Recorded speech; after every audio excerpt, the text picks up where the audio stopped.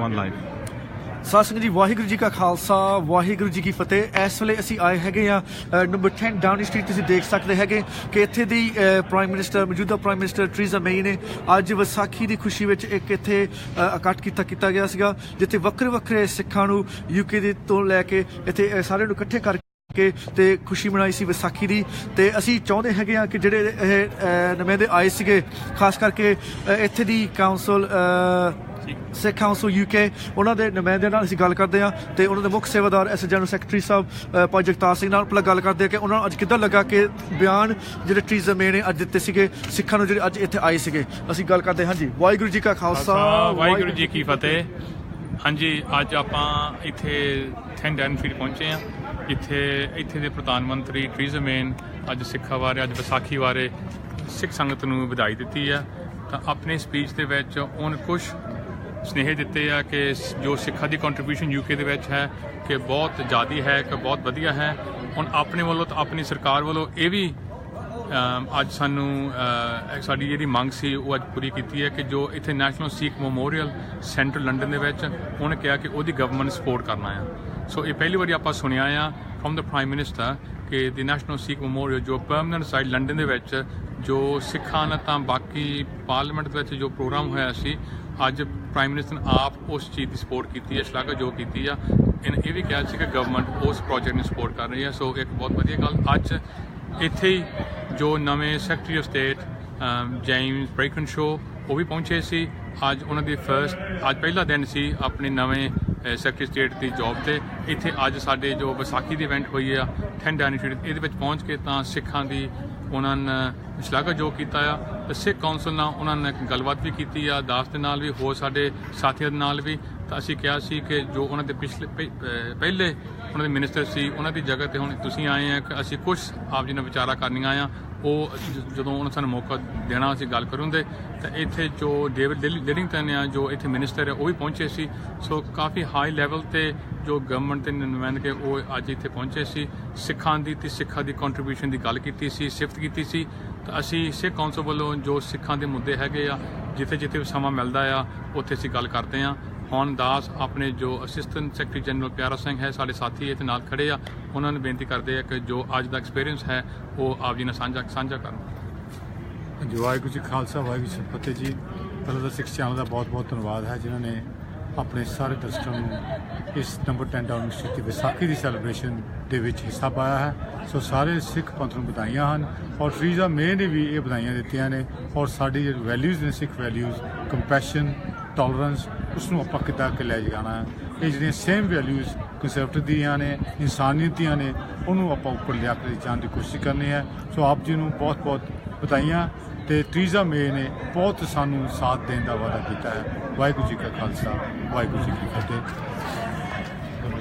ਵਾਹਿਗੁਰੂ ਜੀ ਕਾ ਖਾਲਸਾ, ਵਾਹਿਗੁਰੂ ਜੀ ਕੀ ਫਤਿਹ। ਮੈਂ ਇਹ ਜਿਹੜੇ ਵਿਸਾਖੀ ਦੇ ਪ੍ਰੋਗਰਾਮ ਹੈਗੇ ਇਹਨਾਂ 'ਚ ਕਈ ਵਾਰੀ ਆਇਆ ਸੀਗਾ ਅਤੇ ਪਰ ਅੱਜ ਮੈਂ ਜ਼ਰੂਰ ਕਹੂੰਗਾ ਕਿ ਜੋ ਟਰੀਜ਼ਾ ਮੇਈ ਨੇ ਪਬਲਿਕਲੀ ਜਿਹੜੀ ਕਮਿਟਮੈਂਟ ਦਿੱਤੀ ਹੈ ਕਿ ਸਿੱਖ ਮੈਮੋਰੀਅਲ ਦੀ ਐਸ ਗਵਰਨਮੈਂਟ ਸਪੋਰਟ ਕਰੇਗੀ, ਇਹ ਪ੍ਰੋਬੇਬਲੀ ਮੋਸਟ ਜਿੱਦਾਂ ਕਹਿੰਦੇ ਸਿਗਨੀਫਿਕੈਂਟ ਗਵਰਨਮੈਂਟ ਜਿਹਨਾਂ ਕਿ ਕਮਿਟਮੈਂਟ ਮੈਂ ਸੁਣੀ ਅੱਜ।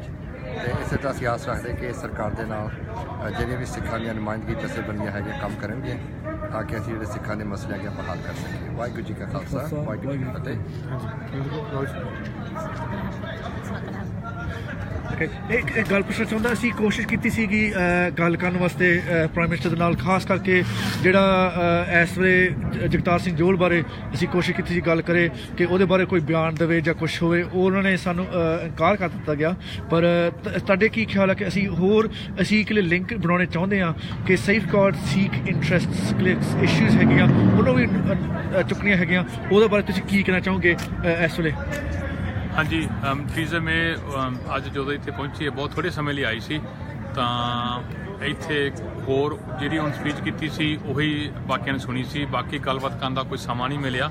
ਪਰ ਤੁਹਾਡੀ ਗੱਲ ਸਹੀ ਆ ਕਿ ਜੋ ਇੱਥੇ ਦੇ ਸਿੱਖ ਜੋ ਸਾਡੇ ਇੱਥੇ UK ਦੇ ਵਿੱਚ ਨੈਸ਼ਨਲਸ ਹੈਗੇ ਆ, ਇੰਡੀਆ ਜਾਂਦੇ ਆ, ਜਿਨ੍ਹਾਂ ਨੂੰ ਮੁਸ਼ਕਲਾਂ ਆਉਂਦੀਆਂ, ਜਿੱਦਾਂ ਜਗਤਾਰ ਸਿੰਘ ਜੱਗੀ ਨੂੰ ਆਪ ਜੀ ਨੂੰ ਸਾਰਿਆਂ ਨੂੰ ਪਤਾ ਕਿ ਕਾਫੀ ਮੁਸ਼ਕਿਲ ਆ ਰਹੀ ਆ, ਜੋ ਉੱਥੇ ਡਿਟੇਨਡ ਹੈਗੇ ਆ, ਉਹ ਮੌਕਾ ਨਹੀਂ ਮਿਲਿਆ ਗੱਲ ਕਰਨ ਦਾ। ਪਰ ਅਸੀਂ ਜਦੋਂ ਬਾਕੀ ਗਵਰਨਮੈਂਟ ਅਫੀਸ਼ੀਅਲਸ ਨਾਲ ਗੱਲਬਾਤ ਕਰਦੇ ਹਾਂ, ਅਸੀਂ ਜ਼ਰੂਰ ਇਸ ਚੀਜ਼ ਨੂੰ ਰੇਜ਼ ਕਰਦੇ ਹਾਂ। ਤਾਂ ਸਾਡਾ ਫਰਜ਼ ਵੀ ਬਣਦਾ ਹੈਗਾ ਕਿ ਉਹ UK ਨੈਸ਼ਨਲ ਹੈਗਾ ਆ। ਹਾਂਜੀ, ਤੇ ਖਾਸ ਕਰਕੇ ਉਹਨਾਂ ਨੇ ਗੱਲ ਕੀਤੀ ਹੈਗੀ ਆ ਕਿ ਇੱਥੇ ਵੋ ਮੈਮੋਰੀਅਲ ਬਣੂਗਾ ਇਹਦੇ ਬਾਰੇ ਤੁਹਾਡਾ ਕੀ ਖਿਆਲ ਹੈ ਕਿ ਅਸੀਂ ਸਪੋਰਟ ਹੋਰ ਕੀ ਲੈ ਸਕਦੇ ਹਾਂ ਕਮਿਊਨਿਟੀ ਤੋਂ ਕਿ ਇਹ ਬਣ ਸਕੇ, make sure it happens basically? ਹਾਂਜੀ, ਜਿਹੜਾ ਨਵਾਂ ਸੈਕਟਰੀ ਸਟੇਟ ਆਇਆ ਆ ਉਹਦੀ ਜ਼ਿੰਮੇਵਾਰੀ ਹੈਗੀ ਆ ਕਿ ਜਦੋਂ ਹੁਣ ਉਹ ਆਪਣੀ ਜਗ੍ਹਾ ਦੇ ਵਿੱਚ ਉਹ ਥੋੜ੍ਹੇ ਸਮੇਂ ਬਾਅਦ ਅਸੀਂ ਜ਼ਰੂਰ ਉਹਨਾਂ ਨੂੰ ਬੇਨਤੀ ਕਰਨੀ ਆ ਕਿ ਜਿਹੜਾ ਤੁਸੀਂ ਵਾਅਦਾ ਕੀਤਾ ਆ ਕਿ ਉਸ ਪ੍ਰੋਜੈਕਟ ਨੂੰ ਸਪੋਰਟ ਕਰਨਾ ਆ ਤਾਂ ਫਾਈਨੈਂਸ਼ਲੀ ਉਹਨੂੰ ਸਪੋਰਟ ਕਰਨਾ ਹੈਗਾ ਆ। ਉਸ ਚੀਜ਼ 'ਤੇ ਅਸੀਂ ਉਹਨਾਂ ਨੂੰ ਇਸ ਚੀਜ਼ ਦਾ ਜ਼ਰੂਰ ਪਹਿਰਾ ਰੱਖਣਾ ਆ ਕਿ ਜੋ ਸਿੱਖ ਸੰਗਤ ਆਪ ਮਾਇਆ ਇਕੱਤਰ ਕਰਕੇ ਅਸੀਂ ਚਾਹੁੰਦੇ ਹਾਂ ਕਿ ਗਵਰਨਮੈਂਟ ਵੀ ਆਪਣਾ ਹਿੱਸਾ ਪਾਵੇ, ਸੋ ਉਸ ਚੀਜ਼ 'ਤੇ ਅਸੀਂ ਜ਼ਰੂਰ ਪਹਿਰਾ ਦੇਵਾਂਗੇ। ਥੈਂਕ ਯੂ ਬਹੁਤ ਬਹੁਤ ਜੀ। ਵਾਹਿਗੁਰੂ ਜੀ ਕਾ ਖਾਲਸਾ, ਵਾਹਿਗੁਰੂ ਜੀ ਕੀ ਫਤਿਹ। ਸਾਥੀਓ ਤੁਸੀਂ ਦੇਖ ਸਕਦੇ ਹੈਗੇ ਕਿ ਅਸੀਂ ਆਏ ਹੈਗੇ ਸੀਗੇ ਨੰਬਰ 10 ਡਾਊਨਿੰਗ ਸਟਰੀਟ, ਜਿੱਥੇ ਅੱਜ ਇੱਥੇ ਵਿਸਾਖੀ ਦੇ ਇੱਕ ਇਵੈਂਟ ਕੀਤਾ ਗਿਆ ਤੇ ਖਾਸ ਕਰਕੇ ਜਿਹੜੇ ਸਾਡੇ ਸਿੱਖ ਹਾਊਸ UK ਦੇ ਨੁਮਾਇੰਦੇ ਸੀਗੇ, ਮੁੱਖ ਸੇਵਾਦਾਰ, ਉਹ ਵੀ ਆਏ ਹੋਏ ਤੇ ਵੱਖਰੇ ਵੱਖਰੇ ਸਿੱਖ ਜਥੇਬੰਦੀਆਂ ਤੇ ਉਹਦੇ ਖਾਸ ਅਸੀਂ ਹੋਰ ਇੱਕ ਜਥੇਬੰਦੀ ਆਈ ਸੀਗੀ। ਮੈਂ ਕੋਸ਼ਿਸ਼ ਕਰਦਾ ਕਿ ਮਨਵੀਰ ਸਿੰਘ ਨੂੰ ਕਹੇ ਕਿ ਉਹ ਆ ਕੇ ਗੱਲ ਕਰੇ, ਬਿਕਾਜ਼ ਇਹਨੇ ਇੱਕ ਬਹੁਤ ਵੱਡਾ ਬਿਆਨ ਦਿੱਤਾ ਸੀ। ਪ੍ਰਾਈਮ ਮਿਨਿਸਟਰ ਇੱਥੇ ਆ ਕੇ ਸਾਡੇ ਸਾਹਮਣੇ ਅਸੀਂ ਕੋਸ਼ਿਸ਼ ਵੀ ਕੀਤੀ ਗੱਲਬਾਤ ਕਰਨ ਦੀ, ਉਹਨੇ ਇਹ ਬਿਆਨ ਦਿੱਤਾ ਸੀਗਾ ਕਿ ਜਿਹੜਾ ਵੋ ਮੈਮੋਰੀਅਲ ਹੈਗਾ ਵਾ ਉਹ ਇੱਥੇ ਲੰਡਨ ਦੇ ਵਿੱਚ ਜ਼ਰੂਰ ਬਣਾਇਆ ਜਾਊਗਾ ਤੇ ਉਹਦੇ ਨਾਲ ਨਾਲ ਸੈਕਟਰੀ ਸੀਗਾ, ਉਹਨੇ ਨੈਸ਼ਨਲ ਸੈਕਟਰੀ ਦਾ, ਉਹਨੇ ਵੀ ਇਹੀ ਗੱਲ ਕਹੀ ਸੀਗੀ। ਅਸੀਂ ਮਨਵੀਰ ਸਿੰਘ ਨਾਲ ਗੱਲ ਕਰਦੇ ਹੈਗੇ ਆ। ਇਹ ਜਿਹੜੇ ਸਿੱਖ ਨੈਟਵਰਕ ਦੇ ਇਹਨਾਂ ਦੀ ਮੈਨੀਫੈਸਟੋ ਵਿੱਚ ਇਹ ਇੱਕ ਚੀਜ਼ ਸੀਗੀ ਜਿਹੜੇ ਚਾਹੁੰਦੇ ਸੀਗੇ ਕਿ ਇੱਥੇ ਵੋ ਮੈਮੋਰੀਅਲ ਬਣੇ। ਉਹਨੂੰ ਪੁੱਛਦੇ ਕਿ ਉਹਨਾਂ ਨੂੰ ਹੁਣ ਕਿੱਦਾਂ ਮਹਿਸੂਸ ਹੁੰਦਾ ਵਾ ਕਿ ਪ੍ਰਾਈਮ ਮਿਨਿਸਟਰ ਨੇ ਇਹ ਗੱਲ ਕਹਿ ਦਿੱਤੀ ਆ ਕਿ ਇਹ ਜ਼ਰੂਰ ਅਸੀਂ ਕੁਛ ਸਪੋਰਟ ਕਰਾਂਗੇ। ਵਾਹਿਗੁਰੂ ਜੀ ਕਾ ਖਾਲਸਾ, ਵਾਹਿਗੁਰੂ ਜੀ ਕੀ ਫਤਿਹ। ਦੇਖੋ, ਮੈਨੀਫੈਸਟੋ ਦੇ ਵਿੱਚ ਇੱਕ ਗੱਲ ਹੈਗੀ ਸੀ ਕਿ ਵੋ ਮੈਮੋਰੀਅਲ ਲੰਡਨ ਦੇ ਵਿੱਚ we should make one. It's been a requirement for a number of years. 70,000 people dying for the freedoms of people in Europe and around the world. It was a world war. It's not insignificant, and I'm glad that the Sikh network pushed it forward. It's had support from, now we've heard from the Parliament, from Parliament. We've heard from Tanmanjeet Singh Desi. We've heard from Preet Kaur Gill. The British, the APPG for British Sikhs has been fantastic in supporting the project, and now the Prime Minister has spoken about it and the prominence of that, which is magnificent. One thing I will say is that whilst we are grateful, should we be so grateful? It has been 100 years. They are aware of the statistics of the number of men that died in World War I. They are aware of our contributions in World War II. Yet it has taken 100 years for the powers that be to put together a Sikh war memorial in a prominent place. Yet we have prominence for Nelson Mandela, Gandhi. We have prominence for all sorts of leaders that are in the square near the Houses of Parliament. Yet the contributions to Sikhs, of which the government is aware of and has been for decades, Winston Churchill marked this out at the end in and around the world wars. So it's quite interesting that people applaud the war memorial. It's something that's been long overdue, and I'm glad that we finally got together to push it forward, and it has support of all the key offices within government. So yes, I am glad. It's well overdue. I'm glad it's finally, after 100 years, received support from this institution. It's just a shame it couldn't have been done sooner without having to go to such extents that we have. I mean, the community's been fantastic. It's raised thousands, tens of thousands, hundreds of thousands of pounds, and that will be matched, from what I understand, after what Sajid Javid said previously, financially. So that's great. I just wish it could have come sooner, not without such a long or protracted campaign. Obviously, there's other issues of concern. Jagdar Singh Chahal is a massive problem. There's confirmations of various issues that he's going through physically. He's being tortured mentally. We're aware of that. Why have these things not been raised? I mean, even today, why have they not been raised? There wasn't much time that was given by the PM to speaking to people of the community. I know she's busy. I know she's got a lot on her plate at the moment. But surely, engaging with communities would be the best way for her to come out fighting and securing support of communities. And on this issue of Jagdar Singh Chahal, it's not like the Foreign Commonwealth Office, doesn't know what the situation is. After all, these people have made representations to Prime Minister Modi supposedly in the last few weeks. So, I just hope that the pressure is up on them. The community is abundantly aware. The Sikh Council is doing its bit, the Federation is, the network is, our ministers are, both the Sikh ministers are doing what they can, and certainly I know institutions like Shepherd's Bush you know, who's really recently gone through a renaissance, and you know they're keenly supporting the issue. I know Smethic is. I know many institutions, Gravesend as well, who are supporting on this issue. I just wish that our ministers, whilst it's great having the War Memorial, there are current relevant issues ongoing at the moment that are pertinent to our people. They simply must be resolved. Lest we forget, we're going to see the judgment on the pre-action letter for the papers of 1984 that Boris Johnson and the Foreign Commonwealth Office has pulled repeatedly from the National Archive after Phil Miller did his research. So, you know, there are still so many things that are non-negotiable to people from our Panth that need to be resolved. And Hat Jodke, you know, I pray that these are resolved shortly.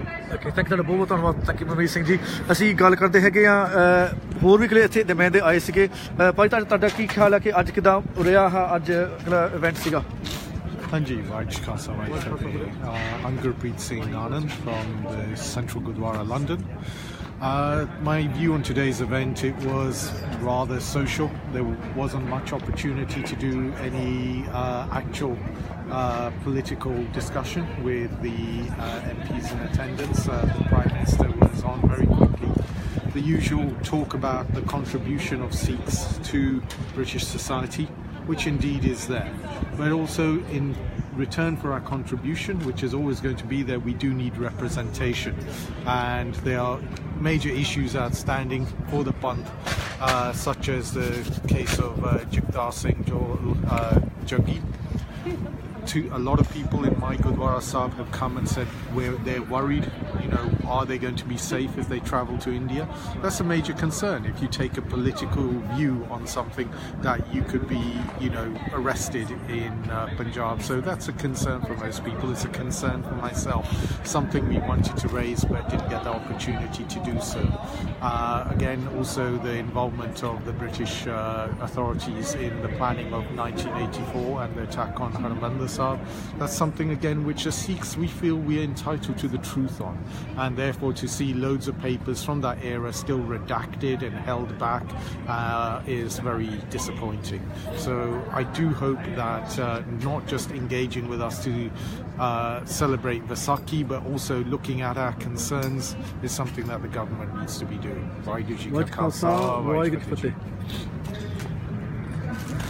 ਸਾਸਿੰਗ ਤੁਸੀਂ ਦੇਖ ਸਕਦੇ ਹੈਗੇ ਆ ਕਿ ਕਾਫੀ ਇੱਥੇ ਸਿੱਖ ਆਏ ਸੀਗੇ ਤੇ ਇਹਨਾਂ ਨੇ ਅਸੀਂ ਗੱਲ ਕੋਸ਼ਿਸ਼ ਕੀਤੀ ਸੀਗੀ ਇਹ ਕਿਤੇ ਭਾਈ ਸਾਹਿਬ ਨੇ ਹੁਣੇ ਗੱਲ ਕੀਤੀ ਕਿ ਕਿਹੜੇ ਕੰਸਰਨ ਸੀਗੇ ਸਾਡੀ ਕਮਿਊਨਿਟੀ ਦੇ ਉਹ ਰੇਜ਼ ਕਰਨ ਵਾਸਤੇ ਉਹ ਮੌਕਾ ਨਹੀਂ ਮਿਲਿਆ ਉਹਦਾ ਪਹਿਲਾਂ ਇਵੈਂਟ ਹੋਣ ਤੋਂ ਪਹਿਲਾਂ ਕਿਹਾ ਗਿਆ ਸੀਗਾ ਕਿ ਪ੍ਰਾਈਮ ਮਿਨਿਸਟਰ ਨੇ ਅੱਜ ਨਹੀਂ ਆਉਣਾ ਹੈਗਾ ਪਰ ਫਿਰ ਵੀ ਉਹ ਆਖਰੀ ਲਾਸਟ ਮਿੰਟਾਂ ਵਿੱਚ ਆ ਕੇ ਆਪਣਾ ਬਿਆਨ ਦੇ ਕੇ ਹੈਗੀ ਆ ਤੇ ਉਹ ਸਟੇਟਮੈਂਟ ਅਸੀਂ ਛਾਪ ਦਿੰਦੇ ਹੈਗੇ ਆ ਤੁਸੀਂ ਦੇਖ ਸਕਦੇ ਆ ਕਿ ਇੱਥੇ ਦੇ ਪ੍ਰਾਈਮ ਮਿਨਿਸਟਰ ਨੇ UK ਦੇ ਪ੍ਰਾਈਮ ਮਿਨਿਸਟਰ ਨੇ ਅੱਜ ਕੀ ਕਿਹਾ ਸੀਗਾ ਸਿੱਖਾਂ ਬਾਰੇ ਖਾਸ ਕਰਕੇ ਵਿਸਾਖੀ ਨੂੰ ਮਨਾਉਂਦੇ ਹੋਇਆ ਆਹ ਨੰਬਰ 10 ਡਾਊਨ ਸਟਰੀਟ ਤੇ ਅਸੀਂ ਲਾਈਵ ਹੈਗੇ ਆ ਤੇ ਉਹਦੇ ਬਾਰੇ ਅਸੀਂ ਤੁਹਾਨੂੰ ਸਾਰਿਆਂ ਨੂੰ ਅਸੀਂ ਲਾਈਵ ਐਕਸਕਲੂਸਿਵ ਰਿਪੋਰਟ ਦੇਣੀ ਚਾਹੁੰਦੇ ਸੀਗੇ ਅਸੀਂ ਹੁਣ ਇੱਥੋਂ ਫਤਿਹ ਬੁਲਾਉਂਦੇ ਹੈਗੇ ਜੀ ਵਾਹਿਗੁਰੂ ਜੀ ਕਾ ਖਾਲਸਾ ਵਾਹਿਗੁਰੂ ਜੀ ਕੀ ਫਤਿਹ